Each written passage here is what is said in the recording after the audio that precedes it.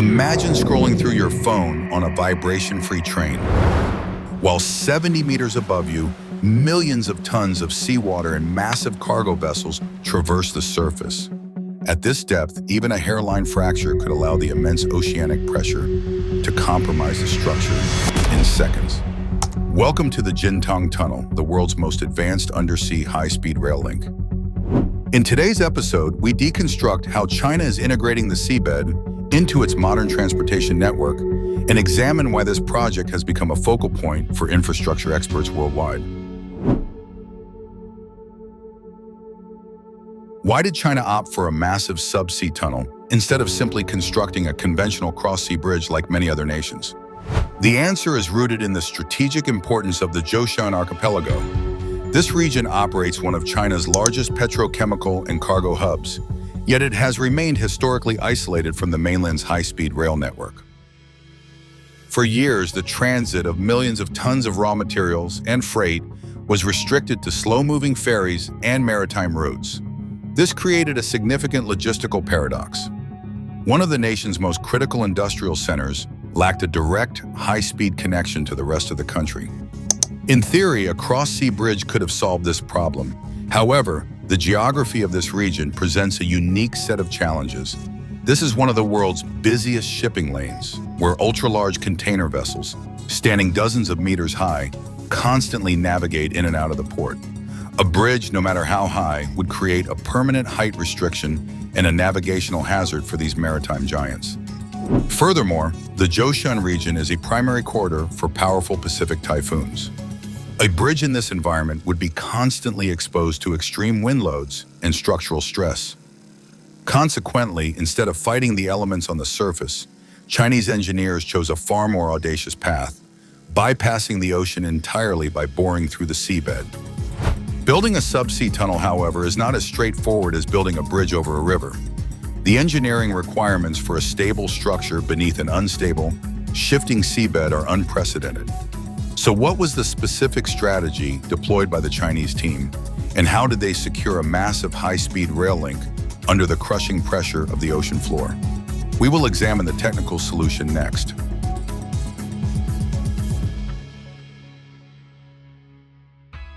Looking at the technical blueprints of the Jintang Tunnel, there is a detail that would make anyone pause. Why isn't this tunnel simply excavated from point A to point B? Instead, it is being bored simultaneously from two shores separated by more than 11 kilometers. At first glance, digging from one side might seem more convenient and easier to control. However, for a subsea tunnel of this length, that approach is virtually impossible.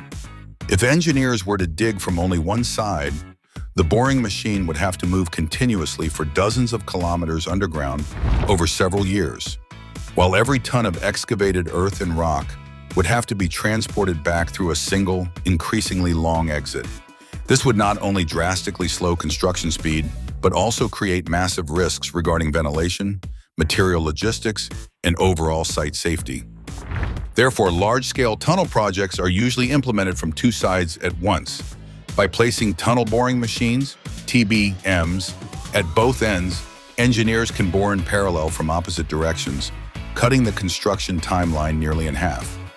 At the same time, dividing the project into two excavation phases helps distribute the transportation of debris, equipment, and building materials more efficiently, reducing the logistical burden on each individual zone. However, this approach introduces an extremely difficult technical challenge. Over the years of construction, two massive boring machines must gradually advance toward each other in total darkness, through hard rock and sedimentary layers under the ocean, until they meet precisely at the tunnel's midpoint. If the two bores are misaligned by even a few dozen centimeters, the two sections will fail to connect, and the entire multi-billion-dollar project could end in failure. Thus, before a single meter of the tunnel is ever excavated, engineers must solve a problem even more critical than drilling through rock: how to accurately define a straight line over 11 kilometers long beneath the seabed. The process actually begins years before the first shovel hits the ground. Geological survey teams conduct extensive exploration along the entire projected route. They drill hundreds of survey holes deep into the seabed, taking soil and rock samples to analyze every stratigraphic layer. This is vital because the undersea environment is far from uniform. Some areas consist of hard granite that takes hours to crush, while others are soft sedimentary silt that could collapse in minutes. Misjudging even a single geological layer could result in a boring machine getting stuck or causing a catastrophic cave-in. All of that data is fed into a 3D geological modeling system where engineers reconstruct the entire structure of the ocean floor. Throughout the years of construction, the boring machines must follow this digital path with a margin of error measured in millimeters. Once the tunnel axis is defined, the next step is building massive launch shafts on both shores and mobilizing the TBM, the tunnel boring machine, one of the largest mechanical devices ever built and a source of absolute engineering pride for China. Each TBM is approximately 150 meters long, weighs nearly 4,000 tons, and features a front cutter head 15 meters wide, equivalent to the height of a 5-story building. When operating, hundreds of ultra-hard alloy cutters rotate slowly but generate a massive crushing force, pulverizing rock and sediment. Viewed from the front, the TBM's cutter head acts like a giant steel grinder, capable of crushing rock formations that have remained undisturbed for millions of years. The machine's progress is not fast. On average, a TBM advances only 10 to 20 meters per day, depending on the hardness of the strata. This means that to complete a tunnel over 11 kilometers long, the machines must operate 24 hours a day for several years. The pulverized rock and soil are mixed with a specialized slurry to create a mixture that is easy to transport. A conveyor system inside the machine moves this material to the rear and then up to the surface. But a TBM does more than just dig. Immediately behind the cutter head is an automated construction assembly line. Every time the machine advances about 1 meter, the mechanical system behind it begins installing precast concrete rings. Each ring consists of several segments weighing dozens of tons, placed precisely by a hydraulic crane and joined into a complete circle. These concrete rings form the protective shell of the tunnel, allowing it to withstand the immense pressure of the earth, rock, and seawater above. This process repeats thousands of times, drilling, crushing rock, transporting soil, and installing concrete. Meter by meter, the tunnel takes shape behind the machine. However, tunneling beneath the ocean floor faces another enemy: hydrostatic pressure. At a depth of nearly 80 meters below the surface, the water pressure can reach approximately 8 bars, equivalent to 80 tons of force per square meter. To visualize this, a mature blue whale weighs about 120 to 150 tons. This means every square meter of the tunnel is supporting pressure equivalent to more than half the weight of a giant blue whale pressing directly down on it. To prevent a collapse, the TBMs at Jintang utilize slurry shield technology. At the face of the cutter head, the machine continuously pumps a bentonite solution into the excavation area to create a thick mud layer. This slurry acts as a pressure cushion, stabilizing the tunnel wall and perfectly balancing the pressure between the external seawater and the internal tunnel. Throughout this process, engineers must continuously monitor the machine's position with extreme precision, because when digging deep underground with a thick layer of seawater above, standard GPS signals are essentially non-functional. Instead, the TBM's control system is connected to the Beidou satellite navigation network. Data from the satellites is combined with inertial sensors inside the machine, laser guidance systems along the tunnel, and geological measurement devices. This data is continuously transmitted back to the control center, where algorithms calculate the machine's 3D position in real time and adjust the drilling direction with surgical accuracy. With this system, engineers can track every centimeter of the machine's movement throughout a journey lasting several years. The two machines on either side of the ocean will gradually move toward each other, meter by meter, until the gap is closed. The moment the two machines meet is the climax of the entire project. According to the technical design, when the two Jintang TBMs finally meet at the midpoint, the expected margin of error is only about 2 centimeters. If everything goes according to plan, once the two tunnels are connected, Jintang will become China's longest undersea railway tunnel and a vital part of the Ningbo-Zhoushan high-speed rail line. This 77-kilometer route will connect the Zhoushan archipelago, a major seaport, and petrochemical hub directly to the national high-speed rail network. Once operational, trains can run at speeds of approximately 250 kilometers per hour, significantly shortening the travel time between the islands and the mainland.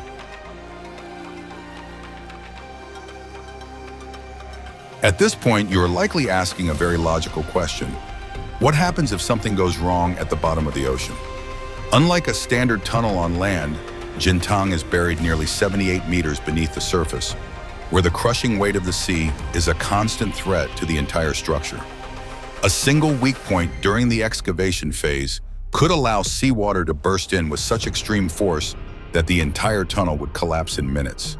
To prevent a catastrophe, the project is engineered around one core principle: total risk control during the boring process itself. The first threat engineers face is a wall collapse while digging through the seabed.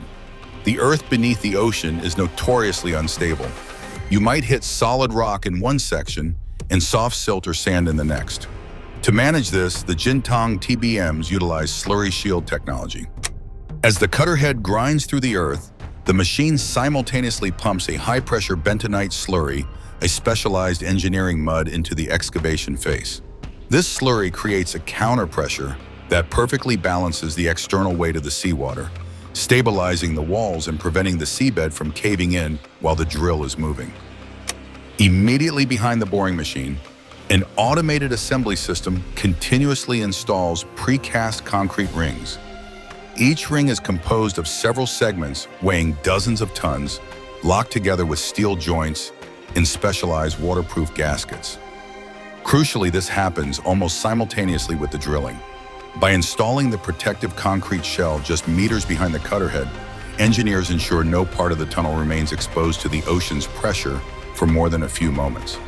However, there is an even more daunting risk: a 4,000-ton machine getting stuck. Each Jintang TBM is 150 meters long. If it becomes trapped in hard rock or unstable geology, pulling it out is virtually impossible. To avoid this nightmare scenario, engineers constantly monitor the ground ahead of the cutter head. Pressure sensors, vibration monitors, and ground-penetrating radar mounted on the TBM scan the earth in real time.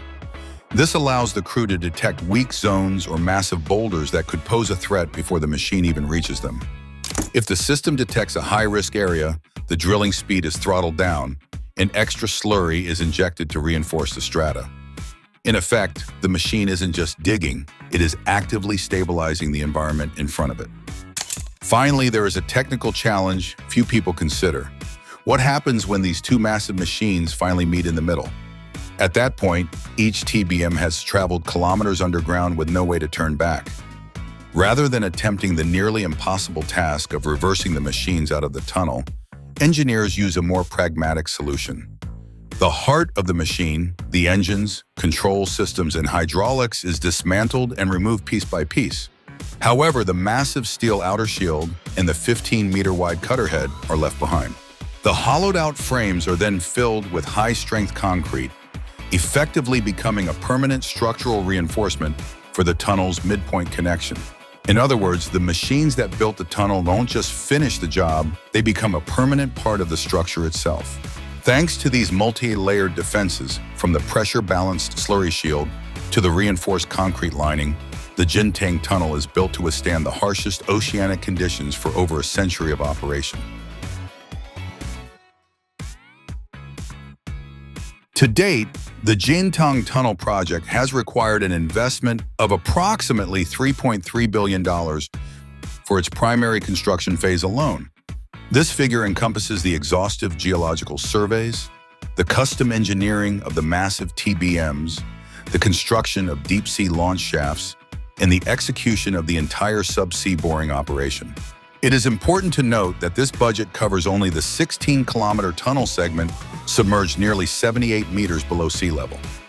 This segment is the most critical link of the broader 77-kilometer Ningbo-Zhoushan high-speed rail line. Upon completion, high-speed trains will transit through the seabed at 250 kilometers per hour, effectively slashing the commute between these two major hubs from 90 minutes to just 30 minutes.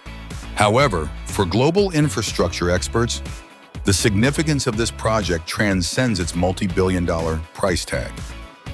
The true value lies in how this capital is being utilized to push the boundaries of mechanical engineering. A substantial portion of the budget is dedicated to the development of technologies that have rarely been applied at this scale. 4,000-ton TBMs, subsea drilling under extreme hydrostatic pressure, and high-precision navigation algorithms that function in environments where GPS signals cannot penetrate. Direct return on investment, typically through tolls or immediate traffic revenue before receiving authorization. In contrast, for a project like Jintang, the objective extends beyond merely creating a new underwater transit road. It serves as a strategic platform for China to validate the technological framework necessary for future large-scale underground and subsea engineering. Consequently, analysts view Jintang as much more than a transportation link. It is essentially a high-stakes engineering laboratory.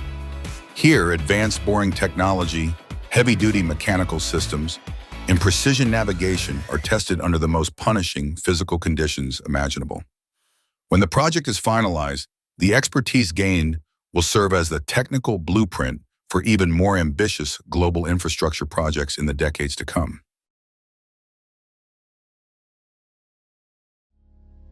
Viewed in isolation, the Jintang Tunnel is simply a transit link connecting the Zhoushan archipelago to the Chinese mainland. However, when placed within the broader context of global infrastructure, the project's significance becomes far more compelling, especially when compared to similar megaprojects in the West. In the United States, large-scale underground infrastructure projects often take decades to complete. A prime example is Boston's infamous Big Dig. This urban tunnel project, less than 6 kilometers long, took nearly 16 years to finish and saw its budget balloon to over $24 billion after massive cost overruns. Meanwhile, in Europe, the most famous undersea feat is the Channel Tunnel linking the UK and France. Spanning 50 kilometers, it took 6 years to build at a cost of roughly $21 billion in today's currency. Compared to these benchmarks, Jintang isn't necessarily the longest or most expensive tunnel ever built. Instead, what captures the attention of infrastructure experts is the speed of deployment and the sheer scale of technology. In just a few decades, China has constructed thousands of kilometers of tunnels for high-speed rail and subways, creating a specialized engineering ecosystem that few nations can match. However, the real reason U.S. analysts are tracking this project isn't the Jintang Tunnel itself. This project is seen as a technological proof of concept, a testbed for far more ambitious future endeavors. One of the most discussed concepts is the hypothetical Taiwan Strait Tunnel, a gargantuan project that would span over 130 kilometers through deep waters and geological conditions far more complex than those at Jintang. If the boring technology, pressure control systems, and precision navigation used at Jintang prove successful, those capabilities could, in theory, be scaled up for underground projects several times larger. This is why many experts argue that the true value of this project isn't just about saving a few minutes of travel time between the mainland and Zhoushan. It's about the technological message it sends. When a nation can bore through dozens of kilometers of ocean floor with a margin of error of only a few centimeters, geographic barriers that were considered permanent for centuries begin to look a lot more flexible. Ultimately, projects like Jintang are monitored not just by civil engineers, but by strategic planners. In the 21st century, infrastructure is more than just a way to get from point A to point B. It is becoming one of the most powerful tools for defining a nation's technological dominance. If the project remains on schedule, 2028 will mark a definitive milestone in the history of modern infrastructure. The first time a large-scale, high-speed rail line operates beneath the seafloor as a standard component of a national transit network. While debates regarding technical risks and environmental impacts persist, the Jintang project demonstrates a clear reality. When engineering can bypass geographic barriers like the ocean, the fundamental way economic regions connect begins to change. Mega projects of this caliber do more than just reduce travel times or expedite freight. They have the potential to reorganize supply chains, industrial hubs, and regional trade flows, creating economic impacts that extend far beyond a single transit line. What is your perspective on these types of mega projects? Do you believe this represents a genuine leap forward for global infrastructure? Or is it primarily a symbol of human technological ambition? Share your thoughts in the comments below. And don't forget to like the video and subscribe to the channel as we continue to explore the boldest tech secrets in infrastructure projects currently in development.